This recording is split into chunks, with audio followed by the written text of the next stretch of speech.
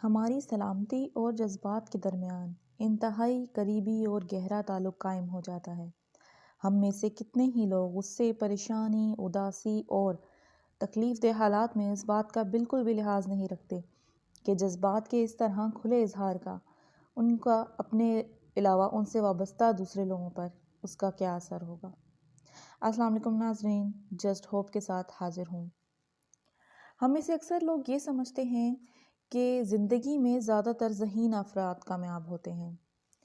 ماہرین نفسیات نے اس سلسلے میں جو تحقیق کی ہے اس کے مطابق ذہانت اپنی جگہ اہمیت کی حامل ہے، مگر کامیابی کا راز صرف ذہانت پر نہیں بلکہ انسان میں چھپی ایک صلاحیت پر ہے۔ وہ صلاحیت جو زندگی کو کامیاب بنانے کے لیے ہماری رہنمائی کرتی ہے اور ہمیں بہتر زندگی گزارنے کے قابل بناتی ہے۔ اس صلاحیت کو مشہور ماہر نفسیات ڈینل گلومن نے جذباتی ذہانت کا نام دیا ہے، جو معاشرتی نفسیات دانوں کے لیے ایک جدید اصطلاح ہے۔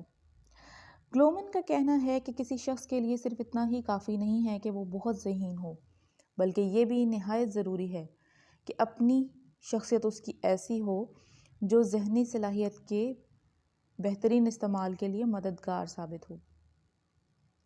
حقیقت یہ ہے کہ دونوں صلاحیتیں بہت کم لوگوں میں یکجا ہوتی ہیں۔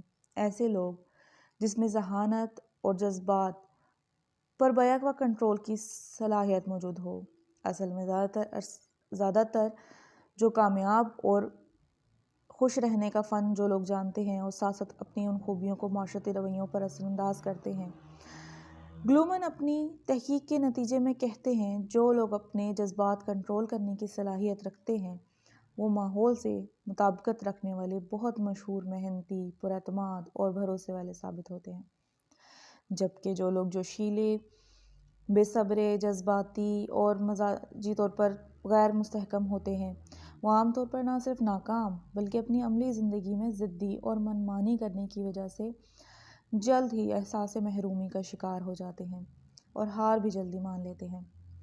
گلومن کا کہنا ہے کہ جذباتی ذہانت کی موجودگی اور غیر موجودگی کا اندازہ کسی بھی شخص کے بچپن میں لگایا جا سکتا ہے۔ بقول ماہرین نفسیات، ضرورتوں کے حصول میں جلد بازی کی بجائے صبر سے کام لینا بڑا فن ہے، جو دراصل جذبات پر عقل کی فتح کو ظاہر کرتا ہے۔ یہی عمل جذباتی ذہانت کی نشاندہی ہے کہ جس کی وجہ سے آدمی خراب ترین حالات سے بھی سمجھوتہ کر لیتا ہے۔ جذباتی ذہانت اصل میں بہتر رویے، دوسروں سے اچھا برتاؤ، تہذیب و شائستگی، صبر و تحمل اور بردباری جیسی خصلتوں پر مشتمل ہوتی ہے۔ اسی لیے اس حقیقت کو تسلیم کیا جاتا ہے کہ مذکورہ خصلتوں کے ذریعے سے ہی ہمارے کردار میں بہتری اور پختگی آتی ہے۔ اس کے علاوہ دوسروں سے بہتر روابط، بہتر کارکردگی، کامیاب ازدواجی زندگی گزارنے، معاشرتی اور اقتصادی طور پر مقاصد اور اعلیٰ مقام حاصل کرنے میں بھی یہی خصلتیں مددگار ثابت ہوتی ہیں۔ ہم میں سے جو لوگ یہ سمجھنے کی صلاحیت رکھتے ہیں کہ اپنی کسی بھی بات کے جواب میں مخالف کا رد عمل کیا ہو سکتا ہے، وہی لوگ زندگی کو بہتر طور پر گزار سکتے ہیں، اور جو لوگ یہ صلاحیت نہیں رکھتے وہ خواہ کتنے ہی ذہین کیوں نہ ہوں، زندگی میں انہیں اکثر ناکامی کا سامنا کرنا پڑتا ہے، بلکہ ان کے لیے ذہنی سکون حاصل کرنا اور منزل پر پہنچنا ممکن ہی نہیں ہوتا۔ اس طرح سے ہماری سلامتی اور جذبات کے درمیان انتہائی قریبی اور گہرا تعلق قائم ہو جاتا ہے۔ ہم میں سے کتنے ہی لوگ غصے، پریشانی، اداسی اور تکلیف دہ حالات میں اس بات کا بالکل بھی لحاظ نہیں رکھتے کہ جذبات کے اس طرح کھلے اظہار کا ان کے اپنے علاوہ ان سے وابستہ دوسرے لوگوں پر کیا اثر ہوگا۔ لیکن جو لوگ جذباتی ذہانت کے حامل ہوتے ہیں وہ ایسے حالات میں خود پر قابو رکھتے ہیں، اور اگر جذباتی اظہار کی ضرورت پڑے تو ان کے پاس اپنے جذبات کے اظہار کا بہتر طریقہ بھی ہوتا ہے۔ غصہ کرنا انتہائی آسان فعل ہے۔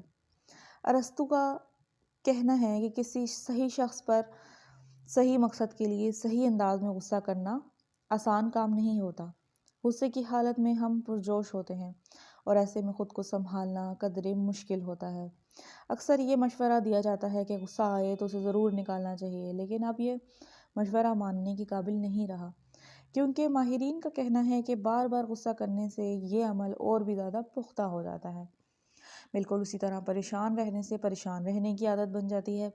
پریشان ہونے کی صورت میں سوچ اور سمجھ کی صلاحیت کمزور پڑ جاتی ہے، جس کے نتیجے میں ناکامی سے واسطہ پڑ سکتا ہے۔ جو لوگ دوسروں سے اچھے برتاؤ کا ہنر جانتے ہیں وہ معاشرتی صورتحال کو سمجھنے کی خوب صلاحیت رکھتے ہیں۔ ان کی زندگی خوشگوار ہوتی ہے اور وہ لوگ جو عملی زندگی میں بھی کامیاب ہوتے ہیں، دوسروں کو متاثر کرتے ہیں اور لوگ ان کو پسند کرتے اور ان پر اعتماد کرتے ہیں۔ لیکن اس کے برعکس تکرار پسند، دوسروں کو پریشان کرنے، اوروں سے تعلقات خراب کرنے اور دوسروں کو حقیر جاننے اور خود کو اونچا سمجھنے والے لوگ اکثر نفرت کا شکار ہو جاتے ہیں۔ اس کا مطلب یہ ہوا کہ جو شخص اپنے آپ کو پہچانے گا تو اسے دوسروں سے برتاؤ کا ڈھنگ بھی آ جائے گا اور اس میں اخلاق اور دیانتداری کی اعلیٰ خوبیاں بھی موجود ہوں گی اور وہ جذباتی ذہانت کا مالک سمجھا جائے گا۔ ماہرین نفسیات کے بیانات کو مد نظر رکھتے ہوئے اگر ہم اجتماعی طور پر اپنا جائزہ لیں تو معلوم ہوگا کہ ہم ایک ایسی قوم ہیں جس میں جذباتی ذہانت کے اظہار کی صلاحیت بہت ہی کم ہے۔ ہم میں حقیقت کے اعتراف کا حوصلہ نہیں ہے۔ ضرورتوں اور خواہشات کو فوراً پائے تکمیل تک پہنچانے کا رجحان ہم کو اخلاق سے گری ہوئی حرکتوں اور بددیانتی کی طرف لے جاتا ہے۔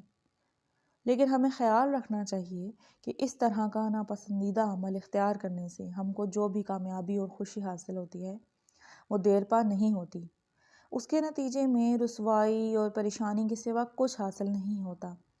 ہم میں اخلاق اور کردار کے حوالے سے کئی خرابیاں ہیں کیونکہ ہم ہر معاملے میں اپنی مرضی چاہتے ہیں اور دوسروں کو ان کا حق نہیں دیتے، دوسروں کے جذبات اور احساسات کا خیال نہیں کرتے، ان کی پسند ناپسند ہمارے لیے کوئی اہمیت نہیں رکھتی، دوسروں کا لحاظ اور عزت نہیں کرتے۔ ہم میں کردار، تہذیب اور شائستگی جیسی خوبیاں ختم ہوتی جا رہی ہیں۔ دوسروں کی عیب جوئی اور برائی کرنا مشغلہ بن چکا ہے۔ ہم اپنے قومی وقار کی بھی پرواہ نہیں کرتے، دوسروں پر الزام لگاتے، دھوکہ بازی کرتے اور روزمرہ کے کاموں میں بھی کوتاہیاں کرتے ہیں۔ یہ سب کچھ کرنے کے باوجود ہم اپنے غلط، غیر اخلاقی اور غیر قانونی کاموں پر شرمندہ ہونے کے بجائے انہیں صحیح سمجھتے ہیں، اور یہ سب ہماری کم تر جذباتی ذہانت کا کھلا ثبوت ہے۔ لیکن ہمیں مایوس نہیں ہونا چاہیے کیونکہ ماہرین نفسیات کے مطابق پختہ ارادے باندھنے اور عمل پیہم سے جذباتی ذہانت میں بہتری لائی جا سکتی ہے۔